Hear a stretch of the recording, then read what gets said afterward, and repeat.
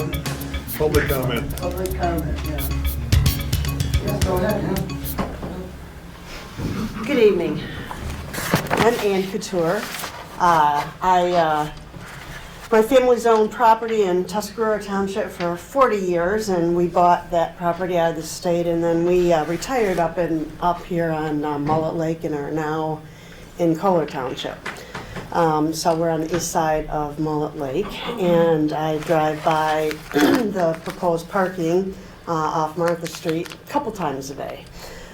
So I'm here tonight to talk to you about two things. One, my perspective as a resident on this parking, and also my professional opinion with respect to the environmental conditions. I'm a retired environmental professional. I was involved in development of the state's environmental cleanup programs, both leaking underground storage tanks and Part 201, and I've been involved for about 40 years. So when it comes to Part 201, probably pretty much ask me anything and I can give you way more information than you want to know in background. I became aware of this because I live in the community, but I am concerned that this proposal was, just quickly moving forward without any kind of acknowledgement or disclosure of the environmental conditions here. So in 2010, and I believe the county was involved, but in the whole trail parking and the expansion and such, that's when the due care investigation was undertaken, 2010. So it's 2024. So we're 14 years later, and I'm concerned that we have no idea really where any of the contamination is now. And so that would be what a due care compliance analysis, you guys have called it a plan, but it's really, you can call it whatever you want, but it's going to be important that they take some borings and figure out just where the hell the contamination really is now, because between 2010 and today, the sewer main was run right through this property as well. And so I don't know what may have occurred or not occurred with respect to the hazardous substances that exist on the property. And then, so from a big picture perspective, our whole cleanup program really relies on people disclosing and following the law. And so I want to make sure that the township doesn't get into any trouble here by starting to dig up impacted soils, move them around, put them underneath the, let's say, the so-called rain gardens, so you're actually pushing water through contaminated soil. So it's just really important that it's not just a plan. So environmental professional would have to complete the compliance analysis with data, sampling, and subsequently then apply that to the project. So that's where the due care construction management plan comes in. So, and you guys talked about it tonight about incorporating now what they find out in due care right into the plans and specs. I mean, it's not really, you don't want it to be a standalone kind of thing. You want it to be, incorporated into this, so that if, not only if they encounter soils, but they should know ahead of time, especially if you are going to be doing some land balancing here, they will. And so I guess my biggest concern is that the township seems really anxious to get this project underway because contractors are mobilized.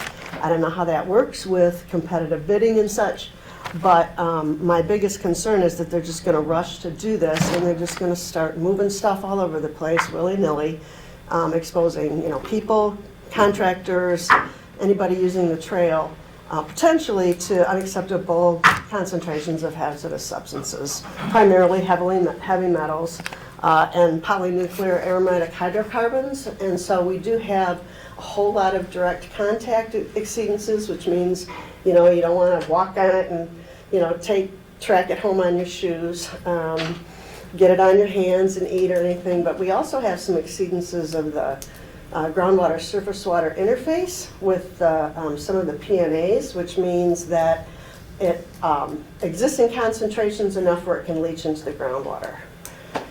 And we're so close, right, to the surface waters here.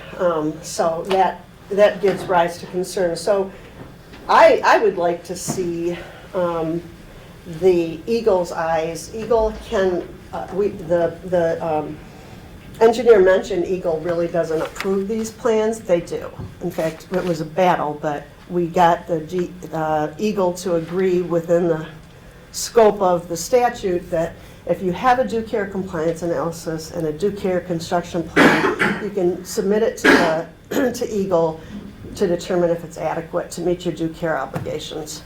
And so that would give me a lot, I would feel better that they're doing things right, because I don't know what happened when they started to lay the sewer. And by the way, now there's the sewer expansion, and so there's a lot of, I saw ballast being dug up and stuff, so I just don't want it to continue. I don't want to have people exposed, and I think it's silly to have the township, do something that exposes them to a lot of liability.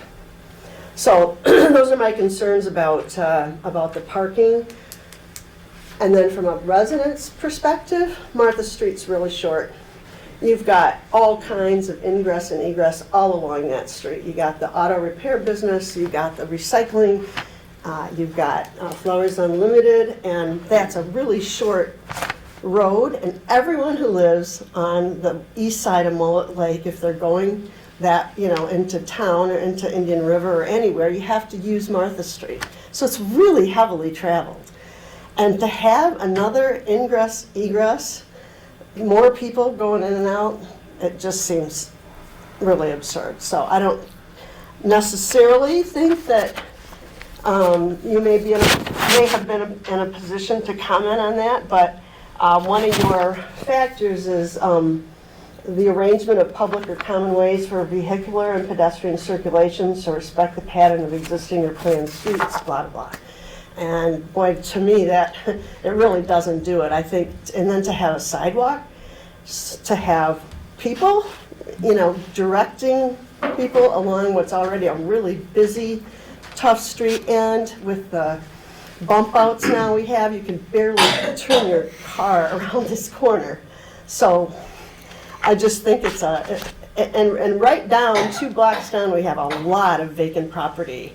That's the overflow parking, and that property could be improved with the sidewalk and accomplish the parking needs rather than trying to shoehorn this little parking lot into this space and further exacerbate the problems that we already have on Martha Street.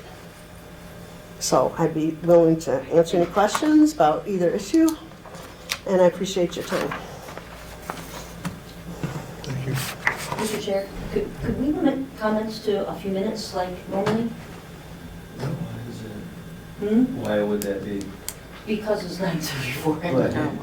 hey, Isn't 3 minutes common? but not all, yeah, we only got a few people, all the township people have gone. But I do have a comment while we're speaking here. Before the meeting started, we talked about comment on site plan reviews.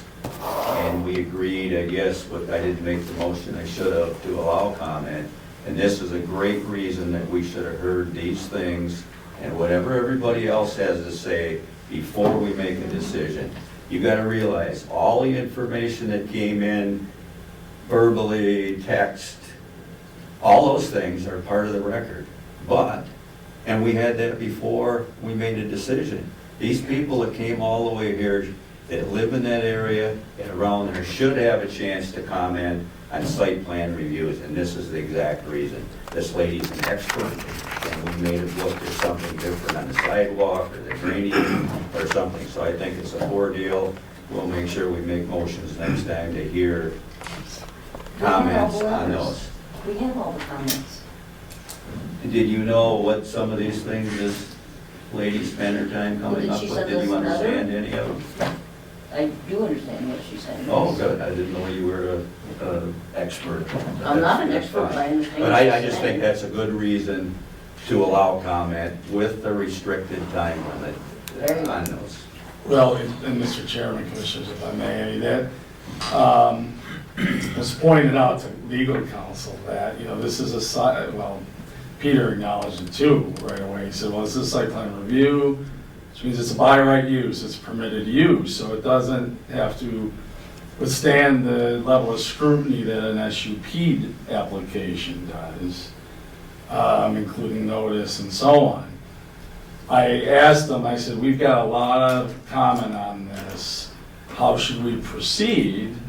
And he said, absolutely, if you want to take comments, do so, but push those comments to the end of the meeting for both. So that is legal counsel's direction on that.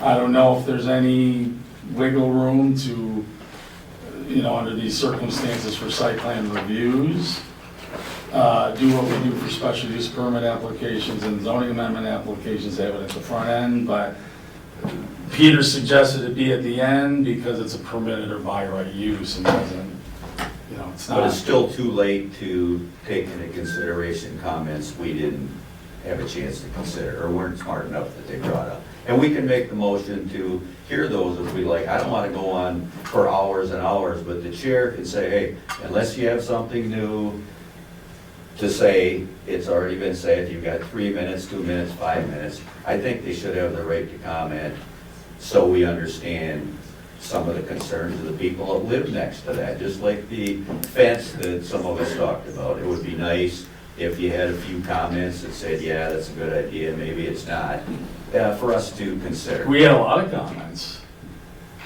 in your packets and forwarded. Exactly right. So those were here first, and we had a chance to review those. These people that came here didn't comment till tonight and didn't have that chance. That's what I'm saying. I'd like to see We don't know that. comment. Well, that's my concern. Okay. The flip side of that coin, and I've heard someone who sits very close to me complain about the fact things have to be in and to us in writing in advance, or we're not going to consider them. There you go. I know who said that. Chris? And, Well, but the see, point- the point problem, being, yeah. I can see where there, Yeah. it's nice to consider someone's comments that may be pertinent, may be very critical to making a decision. But we have stated, and I've stated in the past, that get the stuff in writing. And we delayed this thing for several weeks to allow people to get things in writing. And someplace you gotta draw the line.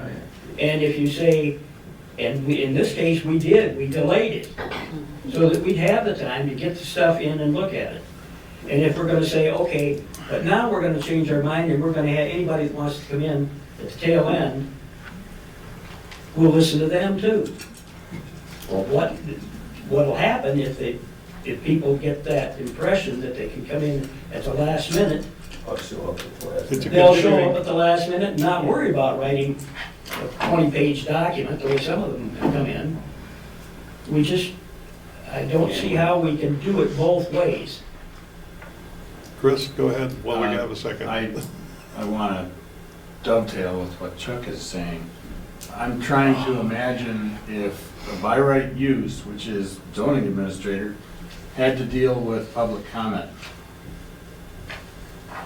Endless, never anything would get done, and they already have the opportunity to submit in writing.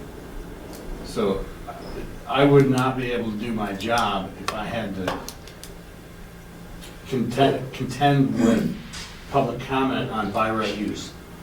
Yeah. Unfortunately, we have had those situations for special use permit applications whereby at the last minute, people are submitting comments and letters at, 4 o'clock, and, my former colleague was scrambling to try to pull everything together at the last minute, and that's why on the property owner letters, we explicitly state they have to be in a week before. Now, it's human nature for many to wait till the last minute, and that's exhibited by some of what you see. This How do you do a particular week? case, though, I was the one that made the motion to table it because there was too much material on the desk at that At the point in last time to minute, consider. right. Well, it was a lot of material, and plus, they had answered questions incorrectly. They That left too. data out, but But I tried to get through it before the meeting, and there was 50 pages there. Can't. I can't read that fast. but This is a but difficult maybe to split, okay? because you said a week before, the problem is we don't get it until Friday evening. Well, and I raised a concern a couple of years back about our own council, right? Not being able to get a document to you on Thursday so you can distribute it in a packet for Friday. So I can have Monday, Tuesday, and Sunday to review a 280-page packet and then find that, oops, here's another 80 that came in from council, our own employee, on Tuesday. Mr. Chairman, we got more public You comment. know, I was gonna call a halt to our internal discussion here. I can carry that out. Yeah, I'd just like to say, I sat through this because I was interested in it and wanted to hear. And I believe you've already said, and you have the ability to take action on what was recommended, because you said you wanted to make sure that the study that needs to be done, and I can't remember what the acronym or the name of it was, but, right, What was your name? that it, Betsy Hanson, and I'm from Cheboygan County. But that you make sure Eagle has seen it so you can be comfortable, because you said that that was important to this board. And I recall you even, I think, wrote it into there.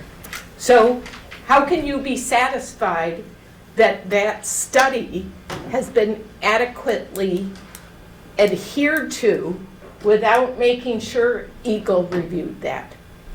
How are we supposed to do that? Well, that's what you law. have an Wait, they administrator have, we don't Yeah, that they do. they have to. Yeah, right.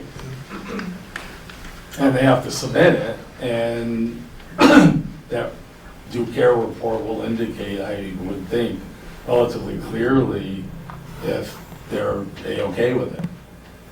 So, anyway. My name is Kelly Ashford. I liked how you commented about, how the property owners that live within a certain space of the project get informed. That's for a hearing, not for a site plan review. So the township never contacted me. I live next to project. So I'd kind of like my 3 minutes to talk about a couple of the concerns. One, when the township proposed this project, they want to go and borrow $200,000. There's a state law, MCL 41.3, that says they have to go before the voters of the elected body and present that if they want to borrow money against the township. They haven't done that. And you said, let's go to the township and talk to them about the concerns. The township here, the leadership of the township right now is the problem. The more we talk to them about these projects, the more they ignore us. They brought to you nothing about the environmental problems of that site. And on the original plan that was submitted, there's a question that says, are there any environmental concerns about this property? They checked no. What does that tell you? Do you think that they're going to stop digging on that site, irregardless of whether they know there's anything there or there isn't?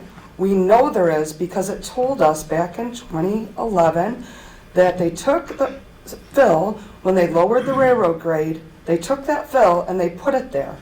Whether it's in a berm or whether it's spread out, there is contaminated soil that we took from one spot, and we didn't have it remediated because we didn't want to spend the money to do that. We wanted to put it in a truck and move it down to Martha Street. Let's put it there, cover it with a foot of soil, not to be dug, not to be disturbed, not to be excavated.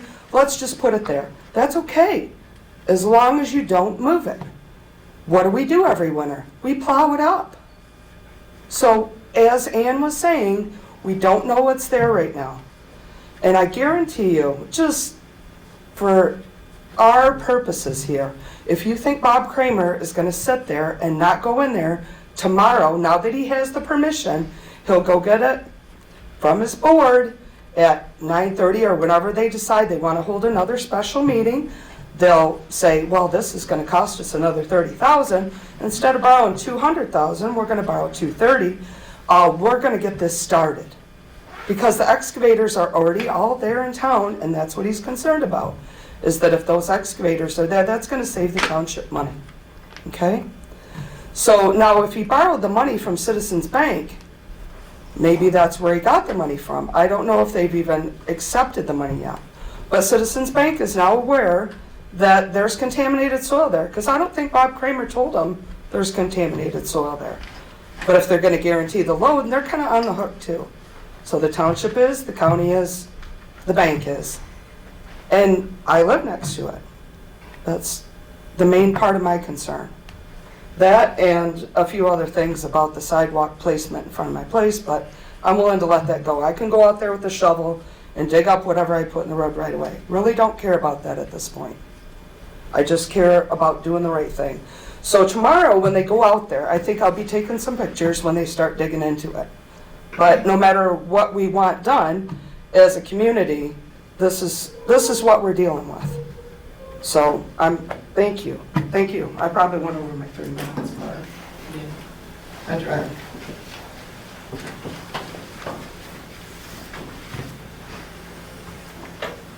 My name is Trudy Meigs. I live in Tuscarora Township. I think, Ms. Rogers, you asked how Eagle would know. I spoke with a representative, the senior analyst there out of the Gaylord office, Agnes Taylor, and she said that part of what she does is remediation to help rebuild contaminated sites. They stand ready to pay for the environmental study that this planning commission strongly recommended today. All they need to be is contacted, a phone number. That's 30 miles down the road. She hasn't been contacted. I asked her today, I said, I'm always hopeful. Let's give them a chance. And I said, but if I drive by Martha Street and I see a teaspoon of dirt moved, she said, you call me. She said, the state wants to work with townships, communities on these contaminated sites. And yes, we can have it moved. That's part of the environmental study. She said, we want to know the manifest that was spoken of. They want to track it. They don't want it just taken somewhere out behind the back 40 and don't. They want to know where it's gone. They'll help with that. They have one-to-one loans. They have grants. They'll help us get started with that initial evaluation with borings, if we contact them.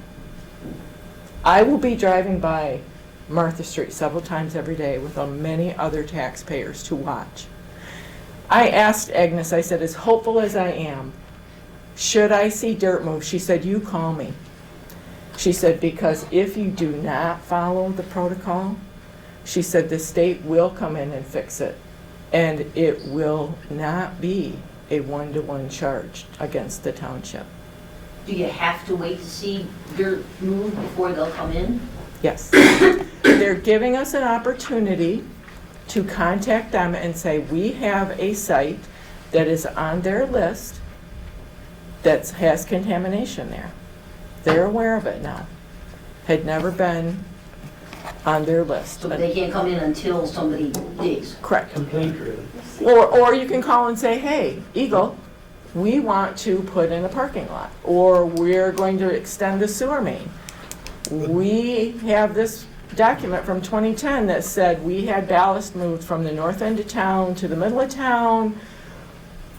We're not sure what's there. She said we would come in and do an environmental study, take some borings. We could go out and try to get the map, but she said that's 14 years old. Start with fresh data, because we plow snow here, right? And if you have been along Club Road, there was some road work done. I think Reith Riley had their big equipment parked back there. When the lumber yard came down, there was heavy equipment in there to help take the lumber away and the equipment away. All of that has been moved. It happens. There've been 6 or 7 other projects along the grade there in the last 10 years. There you go. So we don't really know how deeply it is buried. And we all know what happens when snow is leaving in the spring. We have our snowmobile friends here and they're, you know, we're still trying to get that last 5 minutes of snow fun done. So Eagle is there to help us. They're not a punitive department. They're waiting for us to reach out. We'll see if they do. Thank you.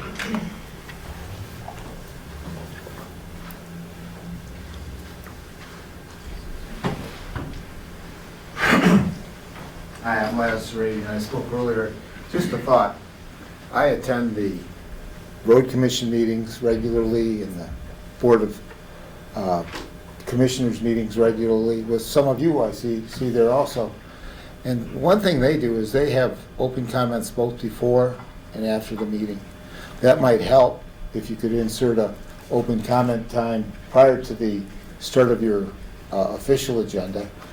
Some of these questions could have been raised then, which would allow you to have a different dialogue maybe when you're having the challenges. But that's just a thought that I see happen at other meetings. We do that at our township meetings, but I'm not saying you have to do it. It's just an idea that you might find helpful. Thank you. Anyone else? Not, we'll close the public hearing.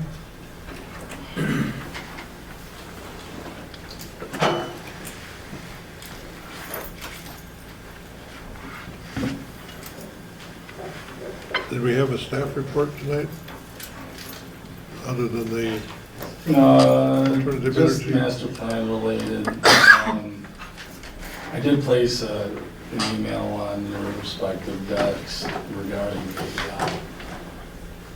the presentation meeting I had in Wilmot Township on the 10th of last month, and recall that we discussed possible master plan land use designation changes down there. Well, the people spoke, if you'll read what was handed out. So we are going to revisit Wilmot as part of the general master plan update.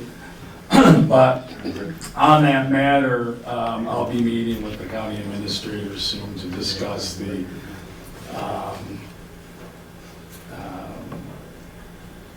financial document that we received from NEMCOG with respect to facilitation and so on and so forth. Because the expectation is we're going to cull some things out of that and pursue those ourselves, as was done last time.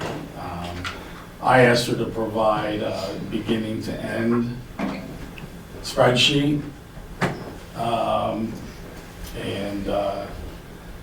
I asked the county administrator today what he thought of it, and he said, well, we got to meet and discuss what we're going to be plucking out of there, kind of like a buffet. So it's going to happen in the next few weeks. Can I ask what the cost was? It was about $30,000. Okay. Ours was 16, so I don't think 30 is bad for the whole county. Okay, thanks, Mike. That's all I have. Was that for the whole buffet, by the way? Not bad. 3 from column A and 2 from column B? Yep, that's from beginning to end. Now, some of the requirements that tie into an update of the master plan were included, like mailings. You know, that's a big effort on Debbie's part, staff's part, you know, and the costs are incurred by the county for postage. So there were some things that were missing, but it was by and large from beginning to end suggestion cost estimate. So yeah, it was about 30,000. It would take a few. I'm serious, ours was 16.8 for just Tuscarora Township. Okay. Motion to adjourn to the call of the chair? You can do that, okay.